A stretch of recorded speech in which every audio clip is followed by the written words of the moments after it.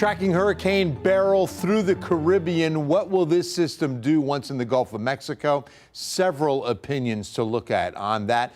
And it is a little far away, so we can't lock that in. What we can lock down and lock in, the 4th of July forecast. It is the 3rd of July after all. So coming up tomorrow for our nation's birthday, nothing but sunshine, highs near 100. You'll see that skies stay clear as we light the fireworks tomorrow night. Remember, if you're doing so, it's in an unincorporated area of Bear County.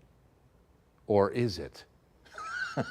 The most unenforceable law in San Antonio, right? You're going to hear fireworks in every neighborhood tomorrow night. All right, here's what it looks like on the Texas coast. The 4th of July is looking fantastic. Friday, Saturday, sunny skies, highs near 90. Remember that nice sea breeze. And we're talking about Port Aransas, Rockport, Copano Bay, Corpus Christi. Going to be so nice. 40% chance of rain Sunday. It doubles for Monday. Highs today, 93 Bernie, but then a pair of 9s at Hondo. San Antonio 99 after yesterday's 102. 100 at New Braunfels, Floresville, 104 at Del Rio. But I'll tell you though, that 99 from 102 yesterday does make a difference, doesn't it? Notice that the winds aren't too gusty out there. We should be stopping at 94, and we were 5 degrees shy of a record 2 days in a row that the record highs were from 1894. They stay in place. Yesterday was 106 and today 104. All right, to the Caribbean. And as I mentioned off the top of the show, Hurricane Beryl's eye just skimming across the southern coast of Jamaica today. So the dirty side of the storm, as we call it, it's always the north and northeast quadrant of the storm center, went right across the island. And so a lot of damage. Now notice it's out over open water and heading towards the Cayman Islands, which will be impacted overnight tonight. The numbers, it's at 130 on sustained winds, so barely a Category 4 tonight. Wind gusts are going into Category 4 status, of course.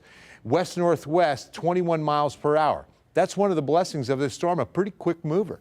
Typically, these storms run maybe 8 to 10 miles per hour. The slower, the worse, right? So now at least it's moving. Now, the consensus, remember, every one of these lines is a different computer opinion on exactly what this storm does. And notice that there's a really good consensus of where it makes landfall on the Yucatan Peninsula. But then out over the Gulf of Mexico, there's still a handful of models that are taking this storm up towards Houston. And that means that this high doesn't move as far east, and the steering current gets caught up on the western fringe of that clockwise rotation around the high.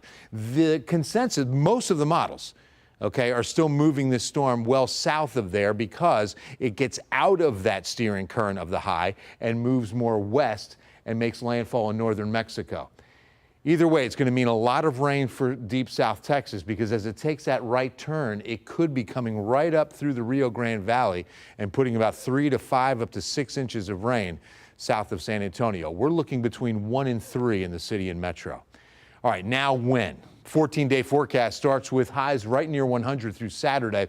We will cool a few degrees, even getting some 80s out of this by Monday, Tuesday, and that's when the rain chances really go up too. Into next week, and you'll see, again, 2 weekends on our 14-day forecast where rain chances are pretty good right on through Thursday of next week. I think we could be seeing rain as late as Friday, July 12th, before that weekend of the 13th and 14th, maybe an isolated shower.